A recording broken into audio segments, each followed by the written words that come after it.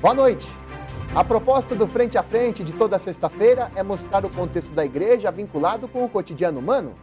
Uma ótima noite a todos. Sociedade e igreja estão entrelaçadas. Uma proposta de uma igreja em comunhão, participação e missão está em pauta no Sínodo sobre Sinodalidade.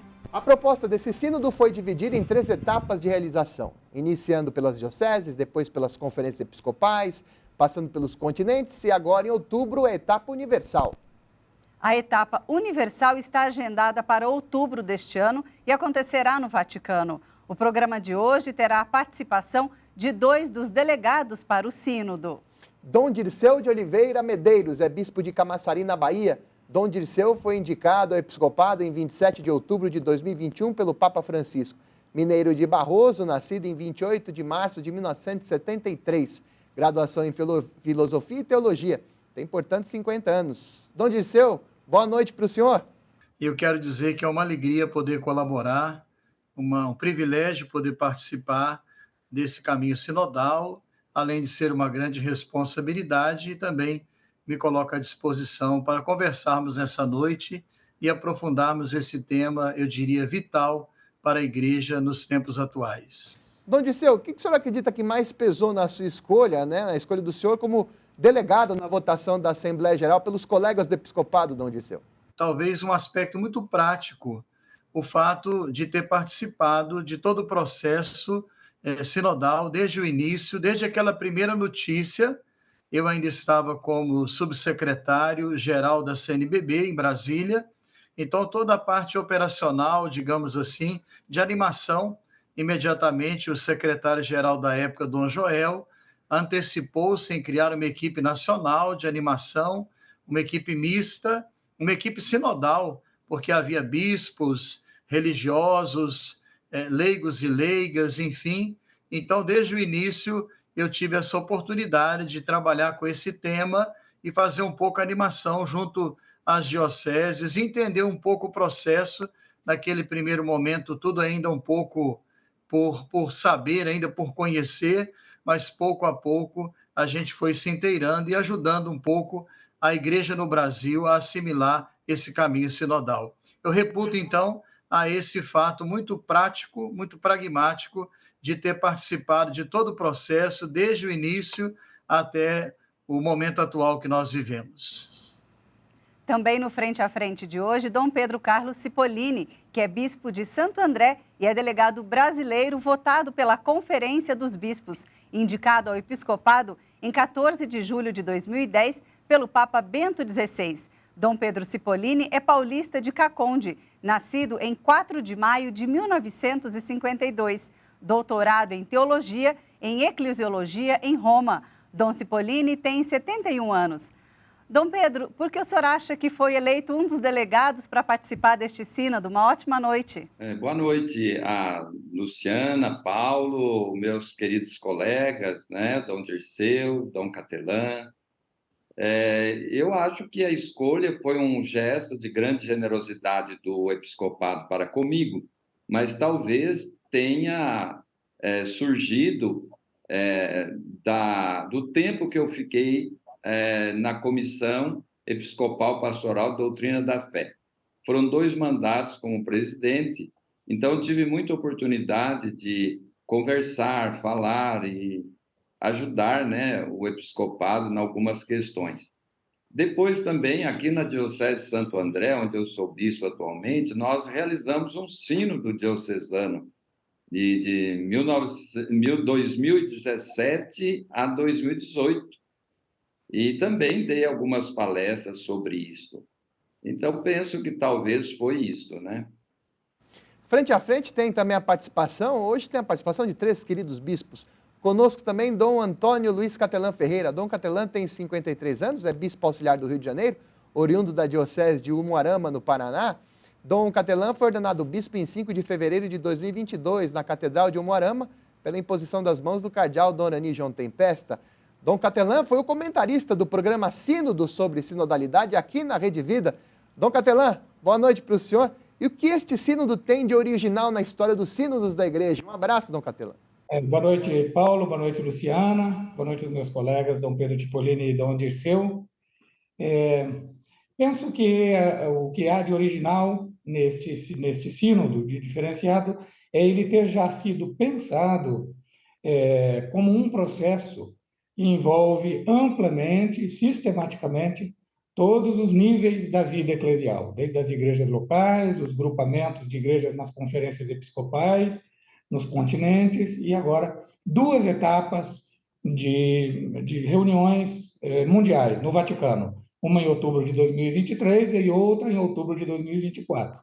A gente pode até conjecturar que haverá uma atividade intermédia entre as 2 assembleias sinodais para continuar a reflexão e o envolvimento do maior número possível de pessoas. Então, trata-se de um sínodo que aplicou a metodologia sinodal para a reflexão sobre o mistério da Igreja.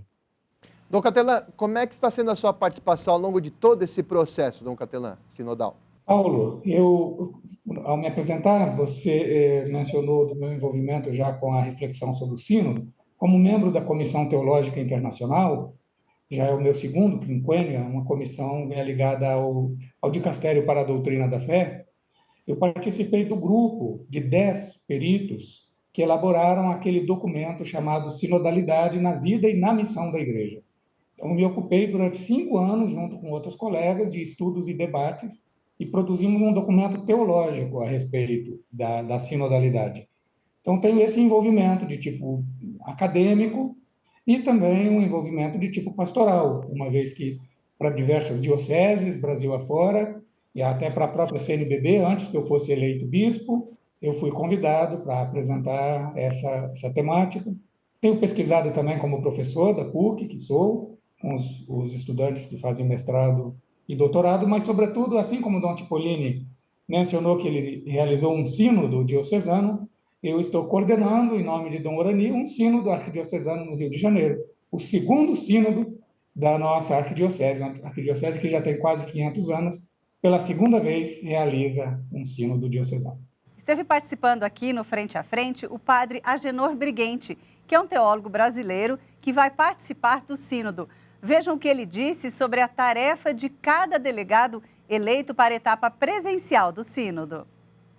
Os delegados que vão para o sínodo não se esqueçam de levar as contribuições de suas dioceses, aquela síntese, né, que foi recolhida por cada diocese. Não se esqueça daquilo, porque você está sendo um delegado mais próximo de quem? Daquelas pessoas, àquela igreja que você pertence. Não se esqueçam de levar também, né, para o sínodo, diz lá o documento, né, as contribuições a nível nacional, a síntese nacional das dioceses de todo o país. Então, nós temos uma rica síntese também feita pela CNBB. Diz lá o documento, não se esqueçam de levar também, não é, a síntese continental. Nós temos uma bela síntese também latino-americana em 8 pontos, não é? Em 8 temas grandes que estão lá. Como é que está sendo esse desafio, Dom Dirceu, para os delegados? Eu vejo que essa fala do padre Agenor é uma fala bastante interessante, porque como o sínodo não é um evento, isso é importante a gente... Na igreja as coisas não são evento. Na verdade, o Papa Francisco propõe o sínodo como o caminho da igreja no 3º milênio. E quando a gente fala em sínodo, a própria palavra, a etimologia da palavra já remete a isso, estamos falando em processo, né? Caminhar juntos. E um processo que não começou agora, não começa no dia 30 com a vigília de oração em Roma, não começa com as sessões, não começa com o retiro que será feito fora de Roma, mas um processo que começou com a abertura lá atrás e também com aquela escuta das bases. Então, há toda uma metodologia e o Papa sempre preconizando essa necessidade de escutar as pessoas, escutar a exaustão, escutar. Uma escuta, claro, que também é uma escuta qualificada, porque primeiro a gente escuta o Espírito, o que ele diz às igrejas. Se a gente não escuta o Espírito, as demais escutas também ficam invalidadas.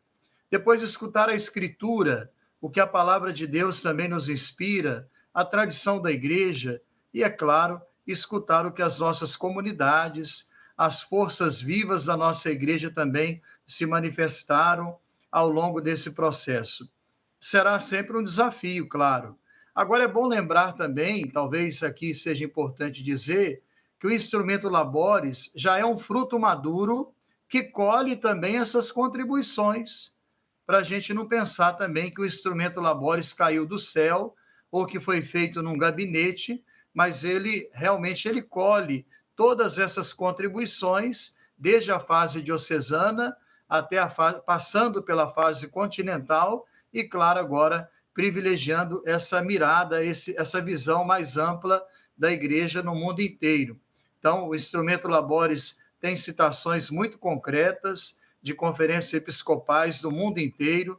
Então, a gente também não pensar que o instrumento Labores é um documento que nasceu sem levar em conta esse processo. Mas é claro que é sempre bom revisitar a síntese nacional, a síntese também que foi feita na fase continental, mas não esquecer também que esse processo tem uma continuidade, que há uma continuidade que acompanha esse processo. Nós devemos levar todo esse material, sem dúvida, mas o Papa Francisco, ele diz que o sínodo não é um parlamento onde você vai representar grupos.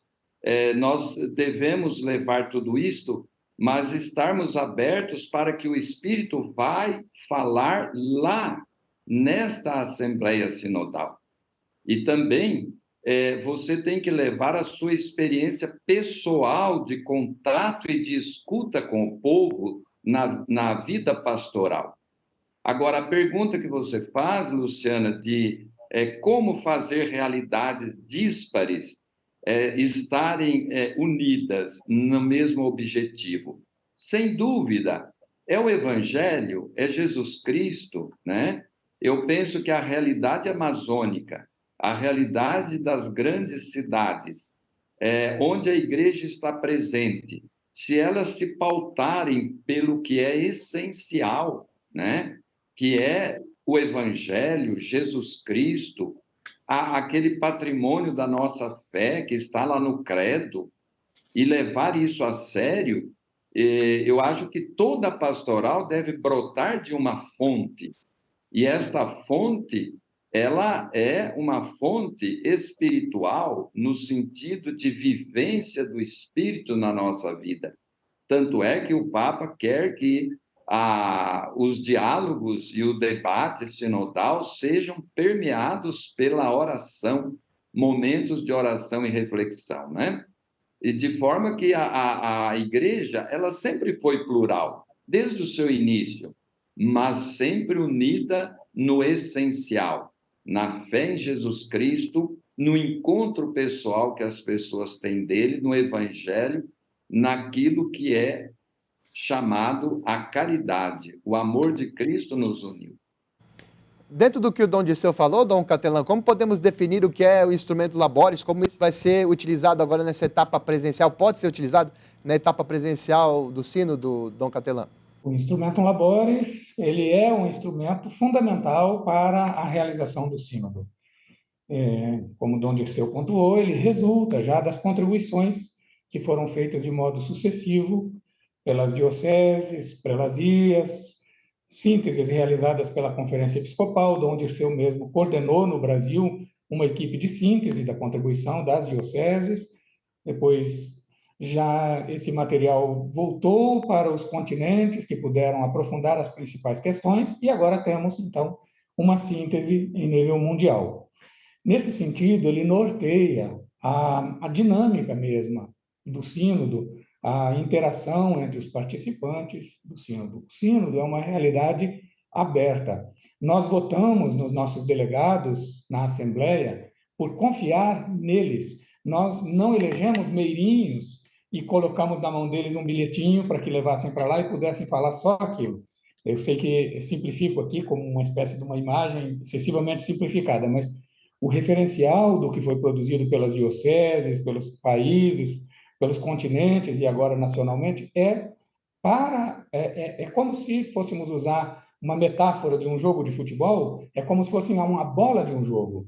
A bola do jogo não é para ser pegada na mão e idolatrada, ela tem que ser posta em campo, tem que ser chutada e ela tem que atravessar as traves e marcar o gol. Se ela ficar sendo idolatrada e paparicada, não pode bater na bola, não vai ter gol nesse jogo. Então, é muito importante que os nossos delegados aprofundem as questões que estão lá, debatam as questões que estão lá, não apenas ratifiquem sínteses, mas iluminem teológica, pastoralmente e, sobretudo, espiritualmente essas sínteses, infundindo vida nesses textos, selecionando, aprofundando alguns aspectos, talvez até deixando outros, porque, na verdade, Paulo, nós dizemos que o sínodo é sobre a sinodalidade, mas isso não é exato. O sínodo é sobre a igreja sinodal, comunhão, participação e missão. Assim como, às vezes, o sínodo de 2012, a gente fala, é o sínodo da nova evangelização. Sínodo da nova evangelização para a transmissão da fé. O sínodo sobre a juventude, é sobre juventude e o discernimento vocacional. Então, às vezes, a gente simplifica um pouquinho as coisas. E esse sínodo é sobre a igreja. É o modo como nós, nesse momento, acolhemos e atualizamos a eclesiologia do Concílio Vaticano II. Dom Catelan, e além dos delegados, como são feitas as escolhas dos representantes para essa etapa presencial? Os delegados são os que são votados pelos bispos. Cada conferência episcopal tem direito a um número X de delegados. As maiores, um pouco mais, as menores, um delegado. Além disso, os cardeais, que são prefeitos dos dicastérios romanos, e outros organismos, como o CELAM, por exemplo, têm direito a que seu presidente participe. Além desses, o Papa pode acrescentar outros, como fez. Acrescentou outros de sua livre escolha. Além, então, dos que são chamados de sinodais, tem delegados fraternos, tem auditores, auditoras, e dessa vez haverá também um número maior, não só de bispos, mas de presbíteros, de religiosas, de leigas e leigos, que participarão na condição de sinodais, terão direito à palavra e ao voto. Então, é um dos aspectos novos desse sínodo também, como na primeira pergunta foi mencionado. Essas escolhas são feitas dos que não são eleitos pelos bispos, nem nomeados diretamente por vontade do Papa, pessoalmente, são escolhidos os nomes pela própria Secretaria do Sínodo, que fica em Roma, e o Papa é que aprova esses nomes e faz a convocação. Tem uma pergunta do padre Tiago, que é do setor de comunicação do Regional Sul 1 da CNBB, Dom Catelan. Acompanhe. Como a igreja, a partir da comunicação, pode se comprometer com o anúncio do Evangelho? Uma vez fazendo uma conferência ao clero de Roma, Papa Bento XVI, uma das últimas conferências que ele fez como Papa, ele falou que havia 2 concílios Vaticano II, o real, efetivo, dos padres sinodais, e o da grande imprensa. Ouvindo a grande imprensa, parece que eles estavam ouvindo a narrativa de um outro evento. Papa Francisco retomou essa imagem e falou que existe o risco de um sínodo dos sinodais e o sínodo da imprensa em geral. Por isso, aqui na Rede Vida mesmo, eu realizei durante um pouco mais de um mês um Minuto do Sínodo. E os últimos programas eu tratarei exatamente disso, do risco de que a gente termine, pelo acompanhamento da imprensa não especializada, termine pensando sobre o sínodo o que não é real. Então, aproveitei para orientar os telespectadores a se pautarem pelo que é produzido pelas nossas mídias católicas, pelas entrevistas que serão feitas aos sinodais, pelo que será publicado nos boletins do Sínodo dos Bispos, para que a gente seja alimentado com informações corretas, com informações sobre o sínodo real, não sobre o sínodo que às vezes é selecionado com temas ou com acentuações, a partir de interesses que não são interesses eclesiais. O sínodo vai acontecer às vésperas de que a pauta da imprensa, na grande imprensa, como disse Dom Catelan, são pautas, por exemplo, teve a questão do aborto no STF, que pode ser pautada a questão da descriminalização também das drogas, a questão da relação homoafetiva. Isso, de certa forma, como é que o sínodo aborda? Ou não vai abordar? Ou isso fica naquela pauta da grande imprensa, Dom Dirceu? Eu queria chamar a atenção para uma observação que o padre Giacomo, que esteve na Colômbia, em Bogotá, a preocupação que ele colocou, que vai um pouco na linha do que Dom Catelan pontuou. Ele chamou de agendalização do sínodo. E isso, de certa forma, empobrece o sínodo. Quando nós, então, preconizamos algum aspecto particular que aparece ou apareceu na síntese ou no instrumento Labores, e que é legítimo que seja enfrentado. Nós não precisamos ter medo de abordar ou de aprofundar tema nenhum, não. Nós temos critérios hermenêuticos, temos o patrimônio da igreja, a doutrina da igreja, a Sagrada Escritura, para acolher esses temas com muita serenidade, sem nenhuma perplexidade. Mas quando a gente se dirige para essa tendência de uma certa agendalização do sínodo, por exemplo, quais pautas nós vamos levar para lá? Ninguém está levando pauta, a gente está levando o coração aberto para escutar o Espírito, sem medo, claro, de enfrentar qualquer temática, não existe tabu, mas é muito importante que a gente não, digamos assim, supervalorizemos algumas pautas em detrimento daquilo que é a essência do sínodo. Tem um texto bonito no Instrumento Labores que diz que o sínodo deveria ser celebrado. É tão bonito isso. Para a gente entender o sínodo, tem que olhar para o Oriente, para a grande tradição da igreja com T maiúsculo.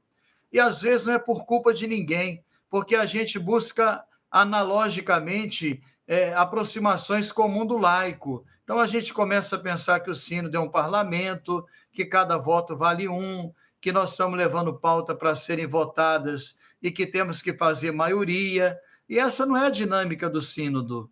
Então é importante que a gente tenha essa clareza. E aí eu acho que, desculpem a palavra aqui, eu não estou encontrando outra, às vezes falta um pouquinho de maturidade eclesial para entender o que é a dinâmica da igreja, o que é próprio nosso, o que faz parte da nossa linguagem, do nosso patrimônio teológico. A gente não precisa importar nada de fora. Nós temos o nosso patrimônio teológico, linguístico, metodológico. Na igreja, as últimas diretrizes da CNBB diziam que na igreja método nunca é método, é mais uma mística, e isso muita gente não entende método como algo pragmático, mas e o Papa tem reforçado isso. A última correspondência do sínodo, o cardeal Grech dizia: não há sínodo sem oração, ou invertendo, não há sínodo sem oração, ou sem oração não há sínodo. Quer dizer, a tônica é muito clara. Então, não que esses temas não sejam importantes, são da mais alta relevância. Por exemplo, o tema da vida, a igreja aí se levanta com uma voz contundente e forte contra a descriminalização do aborto, ela é sempre a favor da vida e sempre o será. Outros temas também que aparecem na síntese, seja nacional ou continental, que devem ser enfrentados com caridade, com prudência, com discernimento, mas que não podem roubar, digamos assim, a pauta do sínodo, que, como o Dom Catelan colocou tão bem, é um sínodo sobre a igreja. A questão das mulheres, as mulheres na igreja, as leigas na igreja, como esse assunto deve ser tratado neste sínodo? Deve ser tratado com muita liberdade, no sentido de que as mulheres fazem parte das comunidades da igreja, e é tão importante o papel, o trabalho, a presença feminina na igreja.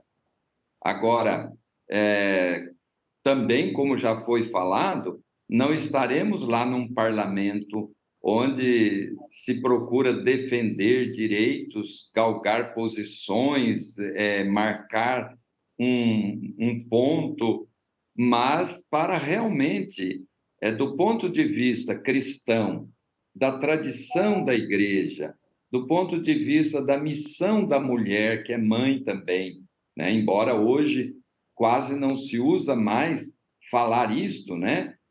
Aquilo que antes era uma honra para a mulher ser mãe, hoje parece que fica meio submergido. Mas é inevitável que, como disse João 23, na Pátria in Terris, né? Este novo tempo é um tempo de um despertar e um grande reconhecimento do papel da mulher na sociedade, consequentemente na igreja. Então, isso será pensado, mas eu acho que o sínodo vai pensar no papel da mulher, mas dentro de uma referência eclesiológica. O sínodo é um sínodo sobre a igreja. Eu acho que é por uma igreja sinodal, onde todos devem participar. Então, eu penso que aí é um enfoque de se pensar o papel da mulher, não numa chave de ter mais poder ou menos poder, mas numa chave eclesiológica, de inclusão, participação na missão, de uma forma mais explícita e mais intensa. Agora, isto é, sobretudo, um trabalho de discernimento do espírito que nós devemos acolher na fé. É um tema bastante complexo, Paulo, esse tema da ministerialidade das mulheres. No Brasil, na pastoral concreta, no dia a dia das nossas igrejas, das nossas dioceses, pelo menos daquelas em que eu vivi, como Umuarama, Londrina, Brasília, agora Rio de Janeiro, e outras tantas que eu visitei fazendo assessorias, quando se trata de assessorias pastorais, o que eu percebo é que há um número muito, mas muito maior de mulheres coordenadoras de pastorais e movimentos do que de homens. E sendo assim, então, eu imagino que quando se reúne o conselho pastoral destas dioceses, em Brasília e no Rio eu tenho certeza disso, em Umuarama também, os conselhos paroquiais, que são lugares de discernimento, são lugares de planejamento, avaliação, da evangelização, que é substantivo na igreja. Para além de todas as pautas, o que na igreja tem é a substância, é a missão dela, é a evangelização. E esses conselhos pastorais são os órgãos especialíssimos de vivência da sinodalidade eclesial, de realização e de promoção da natureza sinodal da igreja. As mulheres são maioria ali. E, assim, quero crer que é muito difícil que quando um conselho pastoral se reúne, chega a um consenso discutindo um assunto, desde a coisa mais simples, como planejar a festa do padroeiro, até coisas mais complexas, como organizar a Assembleia Paroquial de Pastoral ou Assembleia Diocesana de Pastoral, dificilmente o pároco ou o bispo vai se afastar do parecer da maioria, porque não só por ser maioria, porque não é um parlamento, não é a contagem de votos que conta, é que na formação daquele consenso de maioria, as razões, os motivos apareceram. E esses motivos é que vinculam a decisão do pastor para seguir aquele parecer, porque as razões foram postas, foram confrontadas, foram dialogadas e se chega ao consenso que nós acreditamos assistido pelo Espírito Santo. Então, eu não sei, tenho a impressão que a igreja é um lugar onde as mulheres têm um espaço muito amplo para viver a sua fé e para colaborar na evangelização e na missão de modo ativo. Tenho a impressão que a igreja é pioneira e é um espaço majoritário para a atuação livre das mulheres. O fato delas não serem ordenadas diaconisas ou presbíteras, isso tem razões bíblicas, patrísticas dos primeiros séculos, dos tempos apostólicos, subapostólicos, pós-apostólicos e da tradição unânime. Mas, veja bem, Papa Paulo VI já constituiu uma comissão, salvo o melhor juízo, salvo engano meu, inclusive havia na ocasião de São Paulo VI um brasileiro, Monsenhor Mascarenhas Roxo, de São Paulo, que era membro da Comissão Teológica Internacional, que participou daquela comissão que debateu a possibilidade da ordenação de diaconisas. Papa Francisco já constituiu uma comissão que concluiu o seu trabalho, ele abriu outra comissão sobre o mesmo tema, ou seja, é um assunto que está em diálogo, em debate e aprofundamento. Porque, sendo católicos, nós não podemos mudar o fundamento bíblico e a nossa tradição. E se a conclusão que se chega é que os ministérios ordenados por divina revelação e por tradição apostólica é reservado a homens, a igreja, como disse São João Paulo II, não tem autoridade para mudar. Não é que não tem vontade, não é nesse nível, é que não tem autoridade para isso. Sobre o sacerdócio, que é o episcopado e o presbiterado, bispos e padres, São João Paulo II disse que a igreja não tem autoridade para fazer isso. Sobre o diaconado, está em debate. Mas isso não é um assunto, me parece, que um sínodo possa resolver debatendo um tema entre outros. Isso seria assunto para um sínodo exclusivamente esse tema, ou talvez até um concílio. Não pode, entre tantos temas, debater isso e chegar a fazer uma mudança que é estrutural na igreja. Então, existe o risco de que as pessoas que estão esperando esse tipo de mudança, existe o risco de que possam se decepcionar. Esteve aqui também no Frente a Frente com a gente o arcebispo de Montes Claros, norte de Minas Gerais, Dom José Carlos de Souza Campos. Ele demonstrou preocupação no que se refere às escutas sinodais. Segundo Dom José Carlos, há uma atenção maior das comunidades com o celebrativo e menos com a doutrina social da igreja. Vamos ver o que disse Dom José Carlos. Eu penso que precisamos, sim, focar também essa dimensão social do Evangelho.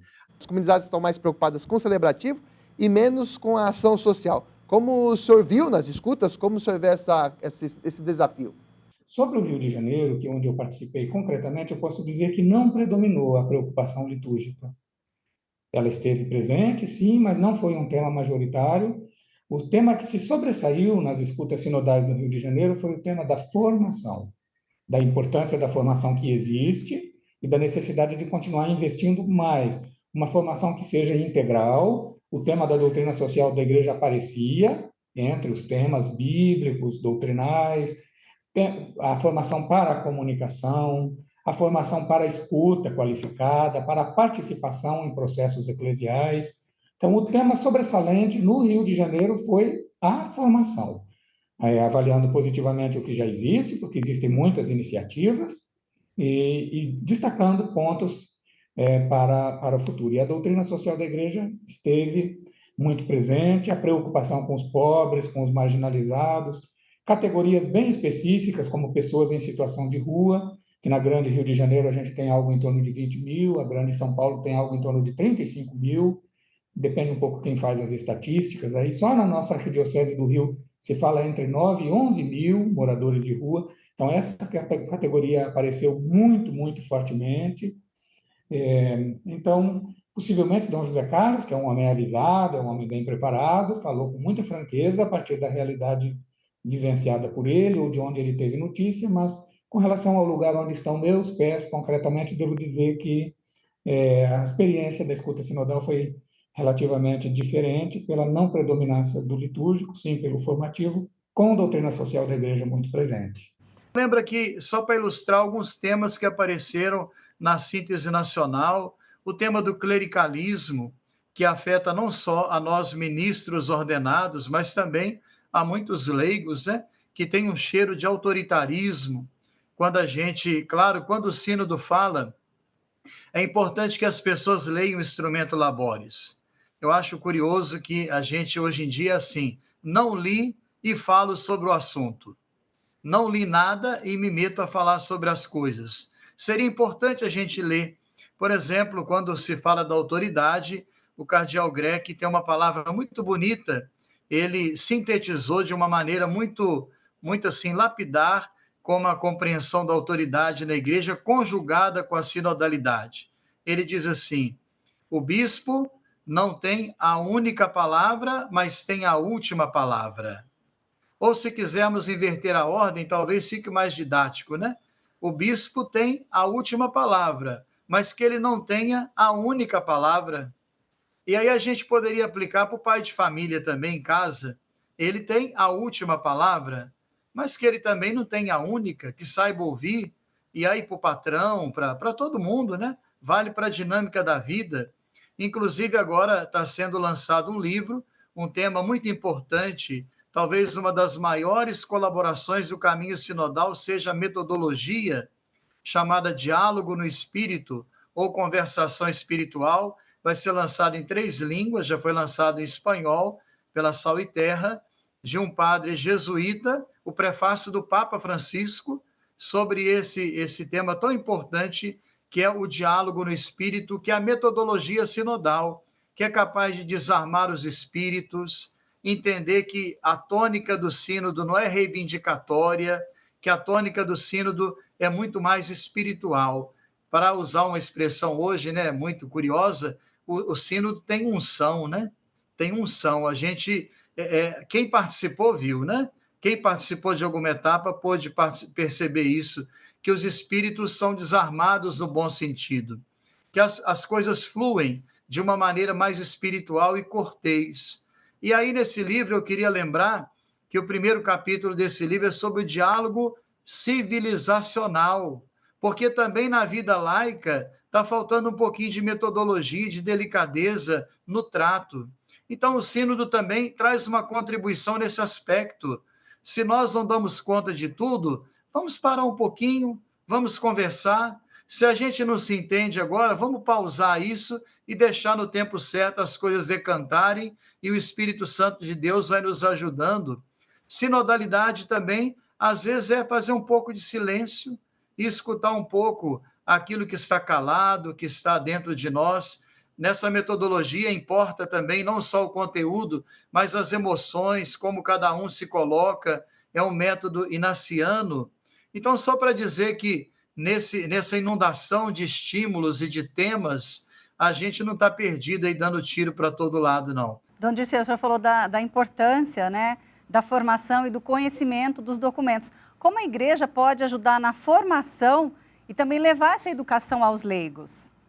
Como é que nós vamos falar em sinodalidade se as pessoas não sabem o que é sinodalidade? É preciso, então, formar para a sinodalidade, educar para a sinodalidade. É preciso também se apropriar da espiritualidade sinodal. Tem uma espiritualidade, uma mística por detrás disso, né?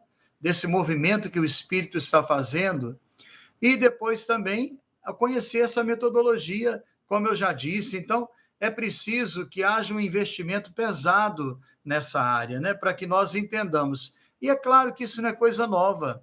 Nós estamos resgatando coisas que, na verdade, o Concílio Vaticano II já preconizava. Por exemplo, no Brasil, nós temos uma tradição dos conselhos.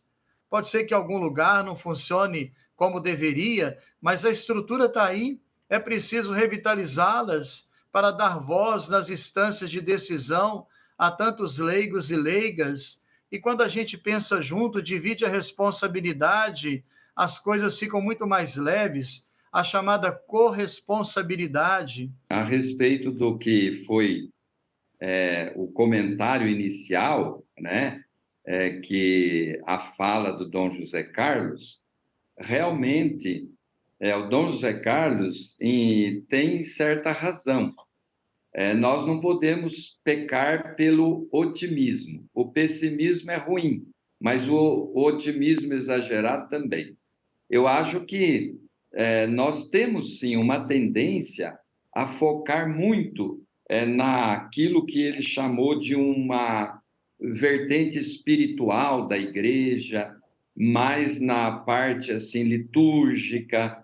Isto é muito palpável em muitos lugares, é quase uma tendência geral, em preocupar-se bastante com os paramentos, a liturgia. É bom, isso é bom, mas isso não pode dar motivo para esquecer a caridade social da igreja, a doutrina social da igreja. Não pode ser a liturgia um refúgio da prática da caridade, porque na liturgia nós celebramos o que vivenciamos, a fé que vivemos, a fé que temos. E como dizia Santo Agostinho, na ordem dos princípios, o amor a Deus vem em primeiro lugar, mas na ordem prática, o amor ao próximo vem em primeiro lugar. Quer dizer, diante da urgência, da miséria, da fome, da pobreza, a caridade nos impele a agir, né, em favor da vida, como nós dizemos hoje, né, a defesa da vida, que não é só a vida do nascituro, mas é a vida do princípio, desde a concepção até o seu fim natural, passando por todas as etapas e dificuldades e desafios e periferias existenciais e também de miséria. De forma que esta preocupação é real e nós devemos, de uma forma geral, trabalhar isso também no sínodo. A doutrina social da igreja é muito falada agora, mas eu estou na CNBB, estava na comissão de doutrina, fiquei 20 anos como perito, né? Como membro da comissão e, por último, como presidente. Somente nos últimos tempos é que se começou a falar da doutrina social da igreja, porque havia uma mentalidade de que a doutrina social da igreja, diante das urgências, era muito fraca, mas não é, ela é forte quando é compreendida, assumida e praticada. E aqui na minha realidade, eu não vi tanto esse veio assim do focar no litúrgico. Não sei se é porque aqui no Grande ABC, onde eu sou bispo, as questões sociais são muito latentes, e nós realizamos um sínodo diocesano, e como fruto desse sínodo diocesano surgiu o Vicariato Episcopal para a Caridade Social. Então, as respostas que nós obtivemos por aqui, e também na Grande São Paulo, um pouco pelo que me informo, foi focado muito numa igreja de acolhida e de missão. Quer dizer, a preocupação com uma igreja em saída, mas uma igreja também que acolhe. Aquilo que o Papa Francisco fala, né? Uma igreja que é hospital de campanha, que acolhe os feridos, que acolhe a todos, mas uma igreja também em saída missionária para anunciar a alegria do Evangelho. Nós já temos, como foi falado, muitos instrumentos sinodais na igreja. Os conselhos de pastoral, os conselhos econômicos, tanto diocesano, CAED, CAEP, né, conselho. Mas isso tudo precisa funcionar. Em parte funciona, em parte não.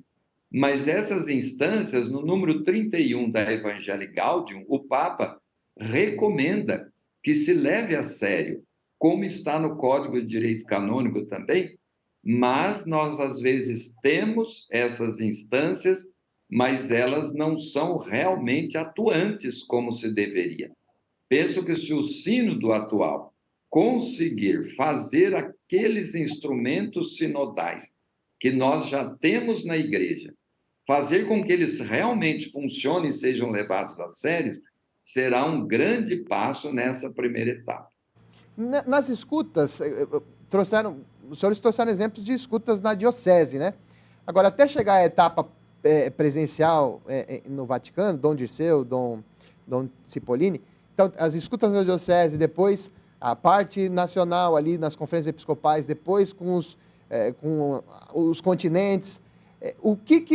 Como é que foi o critério de... tem que fazer um resumo, né? Tem que fazer uma seleção, de certa forma. Como é que foi o critério utilizado? Isso aqui a gente coloca como marca do continente. Isso aqui já não sabe se é bem uma marca. Como foi fazer esse trabalho, hein, Dom Cipollini e depois Dom Dirceu? Aquilo que aparece mais vezes e de uma forma mais contundente nos dá uma pista do que realmente o Espírito está falando às igrejas. De forma que, se uma questão aparece sempre, em quase todos os grupos, e de uma forma insistente, mesmo com nuances diferentes, é lógico que deve entrar no relatório. E também, às vezes, o Espírito Santo inspira grupos, pessoas, para que lance uma luz nova sobre uma questão. E isto merece ser anotado, levado avante como um fruto da ação do Espírito nos grupos, nas comunidades que colaboraram nas respostas ao questionário.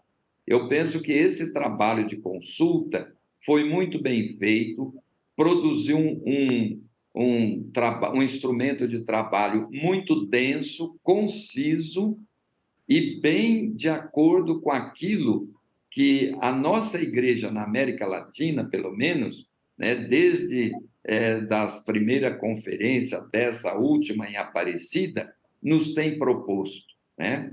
É muito interessante ver que as propostas que surgem das comunidades estão em grande sintonia com o documento de Aparecida, mesmo muitas vezes não sendo explicitado isto, de forma que esse sínodo essa primeira Assembleia Sinodal tem uma grande chance de realmente, através da oração, da escuta, da abertura do coração de todos, da apreensão desses instrumentos de trabalho, desses questionários, lançar uma grande luz para a nossa igreja, para que ela realmente encontre o caminho de ser aquilo que ela sempre tem sido, mas de uma forma ainda fraca, uma igreja sinodal, que inclua todos na comunhão, na participação, não só de nome, mas real, né?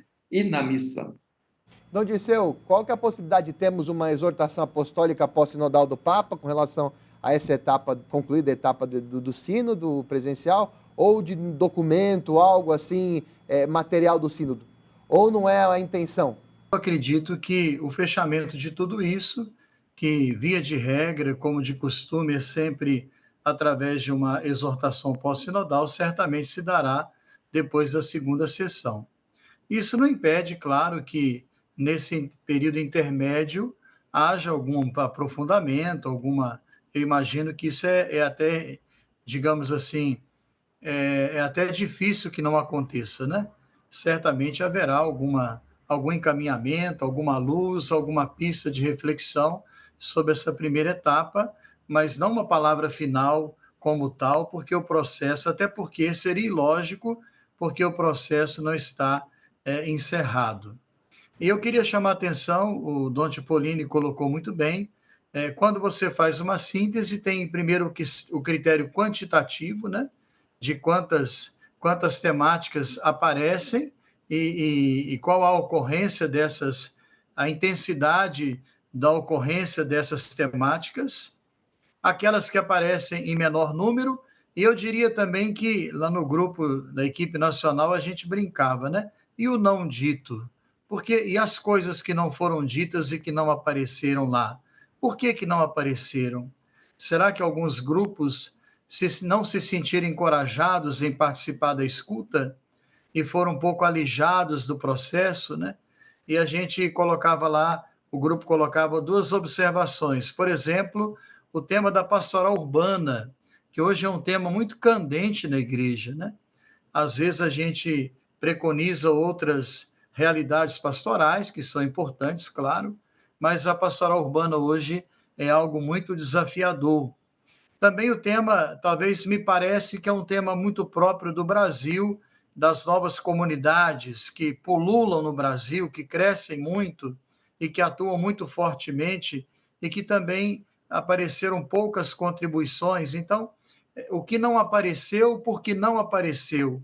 Se no processo houve também uma espécie de desencorajamento ou uma espécie de falta de canal de diálogo com alguns setores.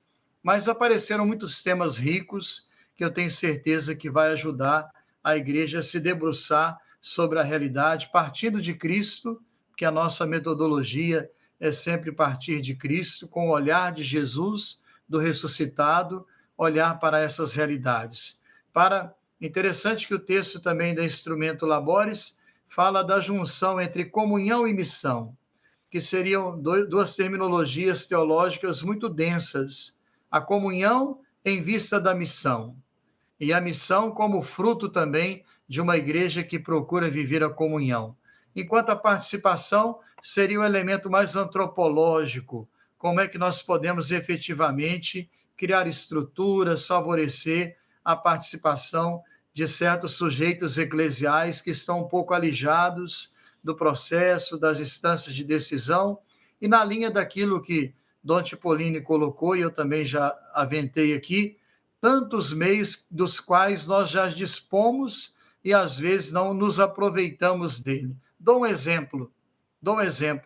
Um ecônomo de uma diocese pode ser um leigo, um perito, está previsto no direito canônico. Veja, é um cargo-chave importantíssimo, né? A gestão eclesial hoje é um cargo da mais alta importância em vista da pastoral. Participação do padre Leandro Megeto, secretário executivo do Regional Sul 1 da CNBB, faz sua pergunta. Como fazer com que as nossas comunidades, nossas igrejas particulares, possam compreender melhor este processo sinodal, assumir esse desejo do Papa Francisco de processos de escuta, de partilha, de reflexão, a partir de toda a realidade pastoral. O Dom Dirceu tocou na questão do clericalismo. É uma questão delicada, mas o clericalismo muitas vezes impede a igreja de ser sinodal. Eu acho que nas igrejas particulares, à medida que se criar uma mentalidade de que o clericalismo é um esquema de igreja próprio da cristandade, que já se esgotou e não funciona mais, à medida que nós tivermos uma consciência profunda disto, né, de que o clericalismo impede a caminhada da igreja e faz mal para todo mundo, até para os clérigos. À medida que isso acontecer, nós formos nos libertando do clericalismo, nós poderemos avançar. Conto aqui um fato. Na visita ad limina, houve uma pergunta feita ao Santo Padre, Papa Francisco, se a igreja conseguiria superar o clericalismo. E ele imediatamente respondeu: a igreja tem que superar para sobreviver. Eu estava relativamente perto dele, ouvi bem. Então, eu penso que as igrejas particulares, nossas dioceses, nossos clérigos, nossos seminários, têm que despir-se desta mentalidade clerical. O que é o clericalismo? É o clero se apoderando da eclesialidade. Tanto é que quando nós falamos assim, a igreja disse. Quem disse? É o clero. É lógico que tem que ter o magistério, mas está a serviço de todo o povo de Deus. Então, este clero a serviço do povo de Deus faz a mudança de um clericalismo para um ministerialismo, que é serviço. Então, a oposição ao clericalismo é o ministério, uma igreja toda clericalista e uma igreja toda ela ministerial.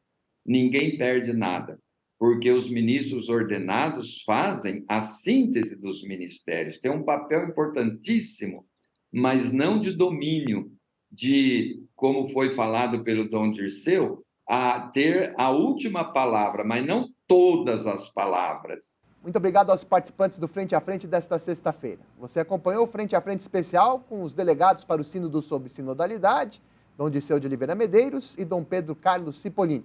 E com o apresentador do programa sobre Sínodo, sobre Sinodalidade na Rede Vida, Dom Antônio Luiz Catelan Ferreira. A igreja que vivencia uma época histórica com o consistório para a criação de novos cardeais neste sábado e o sínodo na etapa presencial ao longo de todo o mês de outubro. Os detalhes você acompanha aqui na programação da Rede Vida, frente a frente com a missão de comunicar.